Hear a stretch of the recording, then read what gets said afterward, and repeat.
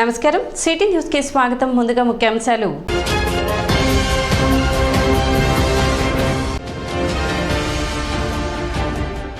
June 1వ తేదీ ఘనంగా జరగనున్న బోస్ రోడ్లోని చిట్టాంజనేయ స్వామి దేవస్థానం శతాబ్ది వార్షికోత్సవాలు.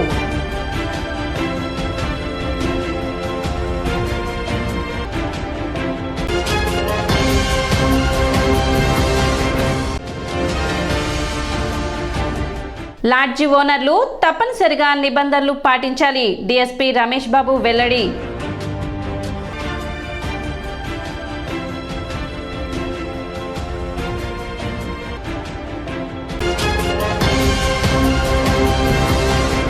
గదులు అద్దెకిచ్చే సమయంలో సంబంధితుల నుంచి సమగ్ర వివరాలు తీసుకోవాలని, ప్రవేశ ద్వారం వద్ద కెమెరాలు ఉండేలా చూడాలని డీఎస్పీ రమేష్ బాబు స్పష్టం చేశారు. తెనాలి 3 టౌన్ పోలీస్ స్టేషన్లో అయిన హోటల్స్, లాడ్జ్లు, అతిథి గృహాల పర్యవేక్షకులతో సమావేశం నిర్వహించి ప్రస్తుత ఎన్నికల తరుణంలో మరికొద్ది రోజుల్లో ఓట్ల లెక్కింపు జరగనున్న నేపథ్యంలో పాటించాల్సిన నిబంధనలు వివరించారు.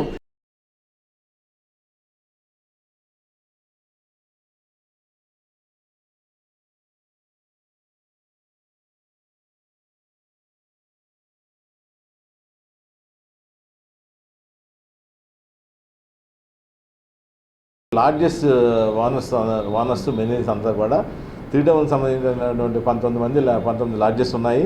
దాంట్లో 3 వర్క్ అవ్వట్లేదు. 16 మంది లార్జెస్ట్ వానర్స్ వీళ్ళు కూడా వచ్చారు. వాళ్ళందరితో కూడా స్థానిక సీఏ రమేష్ బాబు గారు వాళ్ళందరికీ సూచనలు ఇచ్చారు, ఏం చేయాలి ఏం చేయకూడదని. లార్జెస్ట్ ఎవ్రీడే లార్జెస్ట్లో స్టే చేసే వాళ్ళు లిస్ట్ మార్నింగ్ 7 కల్లా పోలీస్ స్టేషన్లో ఇవ్వమని చెప్పేసి సంతకం చేసి, ఎవరైతే అక్కడ రిసెప్షన్ ఉన్నారో లేకపోతే మేనేజర్ ఉన్నారో సంతకం చేసి ఇవ్వమని చెప్పాలి. అలాగే ఎక్కడైతే సీసీ కెమెరా ఇన్స్టాలేషన్ అన్ని లాడ్జెస్లో ఉన్నాయి, కానీ ఒక 3-4 లాడ్జెస్లో లేవు. అక్కడ వాళ్ళకు కూడా మేము వెంటనే 1 వీక్లో ఇన్స్టాల్ చేసుకోండి, లేకపోతే otherwise we will recommend for closure of the lodges అని చెప్పేసి.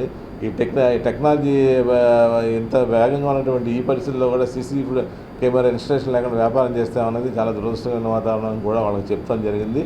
అలాగే ఎవరైతే మరి ఎన్నికల సందర్భంగా బెట్టింగ్లు కాస్త లార్జెస్ట్ రూమ్స్ తీసుకుంటారో వాళ్ళకు కూడా అలౌ చేయొద్దని చెప్పాము. అలాగే ఎవరైనా పొలిటికల్ సెనారియోలో ఉన్నటువంటి వ్యక్తులు ఇతర ప్రదేశాల నుంచి వచ్చి ఈ తెనాలను షెల్టర్ చేసుకొని లేదా దూర ప్రాంతాల నుంచి షెల్టర్ ఎన్నికల కౌంటింగ్ అయిన తర్వాత ఏదన్నా అల్లర్లు సృష్టిద్దామన్న అనే ఉద్దేశం ద్వారా ఉండే మట్టుకి వాళ్ళందరినీ కూడా కఠినమైన చర్యలు చట్ట ప్రకారం మేము తీసుకుంటాము. అన్ని లాడ్జెస్ మీద కూడా మఫ్టీలో మా పోలీసు నిఘా ఉంది. ఎవరు వెళ్తున్నారు, ఎవరు బయటకు వస్తున్నారు, ఎవరెవరికి ఇస్తున్నారు అన్నిటి కూడా లిస్టు ఆల్రెడీ స్థానిక సిఐ 3 టౌన్ రమేష్ బాబు, అలాగే 1 టౌన్లో సిఐ దశరామ, 2 టౌన్ ఇన్స్పెక్టర్ సుధాకర్, వీళ్ళందరూ కూడా, అలాగే పొన్నూరు టౌన్లో సంబంధించిన భాస్కర్ కూడా, వీళ్ళందరూ కూడా ఆల్రెడీ లిస్టు మా దగ్గర ఉంది. ఆ రోజున ప్రత్యేకమైన నిఘా, పోలీస్ నిఘా లాడ్జెస్ మీద ఉంటుంది. ఈ రోజు నుంచి కూడా, నిన్నటి నుంచి కూడా మేము అన్ని లాడ్జెస్ కూడా చెక్ చేసి వాళ్ళకి సూచనలు ఇస్తాం జరిగింది. నోటీసులు కూడా ఇష్యూ చేస్తున్నాం. మీరు ఆ రోజున కౌంటింగ్ ముందు రోజు, తర్వాత రోజు కూడా మీరు స్ట్రేంజర్స్కి పొలిటికల్ ఇది ఉన్న గొడవలు చేస్తాకి ఎవరన్నా షెల్టర్ ఇవ్వద్దని కూడా చెప్తాం జరిగింది. తర్వాత మద్యాన్ని లిక్కర్ని అలౌ చేద్దామని చెప్తాం జరిగింది. తర్వాత జనరల్ ఇన్స్ట్రక్షన్స్ కూడా ఇచ్చాము. ప్యాకెట్లు కానివ్వండి, బెట్టింగ్స్ కానివ్వండి, క్రికెట్ బెట్టింగ్స్ కూడా లాడ్జెస్లో కొన్ని లాడ్జెస్లో స్టే ఇతర ప్రాంతాల నుంచి కూడా చేసే ఇన్ఫర్మేషన్ కూడా ఉంది. అలాగే రకరకాలైనటువంటి నేరాలు చేస్తాకి ఫస్ట్ మనకు కనిపించేది లాడ్జెస్ కూడా వాళ్ళు తెలిసి చేయరు, కానీ కొన్ని కారణాల వల్ల వాళ్ళు ఇచ్చే అవకాశం ఉంది కదా, అది కూడా లేకుండా చేయమని కూడా లాడ్జెస్ అందరూ కూడా చెప్తాను జరిగింది. కాబట్టి లాడ్జ్లో వచ్చి కూర్చొని వాడంతా ప్లాన్ చేసుకొని చేస్తాడు. పక్కన 7 లేకపోతే 2 టౌన్లోనో 1 టౌన్లోనో లేకపోతే రూరల్లోనో ఏదో ఇష్యూ చేసేసుకుని వెళ్ళిపోతాడు వాడు. కాబట్టి మేము మీకు ఇచ్చే సలహా ఏంటంటే, మీరు దయచేసి అలాంటి బ్యాడ్ ఫెలోస్ని ప్రోత్సహించవద్దు. మంచి భర్తైన వాళ్ళకి ఇవ్వండి. మీరు ప్రశాంతంగా ఉండాలి. మీరు కూడా ₹4 మీరు డబ్బులు తీసుకునేటప్పుడు మీరు ప్రశాంతంగా ఉండాలి. ఏ టైంలో పోలీసు వాళ్ళు వస్తారే, మనం ఏదో అసాంఘిక పనులు చేస్తున్నామే, మనం వీడికి ఇవ్వడం కరెక్టా కాదా అని ఆలోచించుకుంటా భయపడతా మీరు రూములు అలాట్ చేయొద్దు. మీకు వచ్చేవాళ్ళు ఎక్కువ అంటే పూర్ ఉన్నప్పుడు ఏం చేయాలంటే కనీసం వాడి ఆధారాలను తీసుకొని మినిమం మనం చూడాలి. అలాంటి చేయకుండా చేస్తే మీరు ఇబ్బంది పడతారు. కాబట్టి మేము క్వశ్చన్ చేసినప్పుడు లేకపోతే ఇంకోటి తర్వాత సీసీ ఫుటేజ్ కంపల్సరీ పెట్టించాలి. సీసీ ఫుటేజ్ పెట్టించుకొని సార్ ఆల్రెడీ మాకు సలహా ఇచ్చారు. కంపల్సరీ సీసీ ఫుటేజ్ అనేది ప్రతి లాడ్జీలో ఉండాలి. ఇప్పుడు 3,000 కూడా సీసీ ఫుటేజ్ వచ్చేసింది. ఒకప్పుడు అంటే 25,000 30,000 అయ్యేది. ఇప్పుడు 3,000 నుంచి 10,000 దాకా ఉన్నాయి. ఒక 3-4 కెమెరాస్ పెడితే మీకు ఇబ్బంది ఏముంటుంది? బయట లోపల పెట్టడం మీ అండర్లా మీ ఎంట్రన్స్ మీ రిసెప్షన్ ఉంటుంది. రిసెప్షన్కి మంచి కెమెరా దగ్గరలో పెట్టుకోండి. అలానే మీ ఎంట్రన్స్ గేట్ దగ్గర నుంచి వచ్చేటప్పుడు ఒకటి పెట్టుకోండి. అలానే మీ ఇక్కడి నుంచి బయటకు వెళ్ళేటప్పుడు ఒకటి, ఒక 3 కానీ 4 కానీ కెమెరాస్ పెట్టుకోండి. దానివల్ల ఎటువంటి నేరం జరిగినా కూడా అది మనం ఇమ్మీడియట్గా దాన్ని కంట్రోల్ చేయగలుగుతాం. సపోజ్ నేరస్తుడే వస్తాడు, వాడిని ఈజీగా మనం ఐడెంటిఫై చేయగలుగుతాం.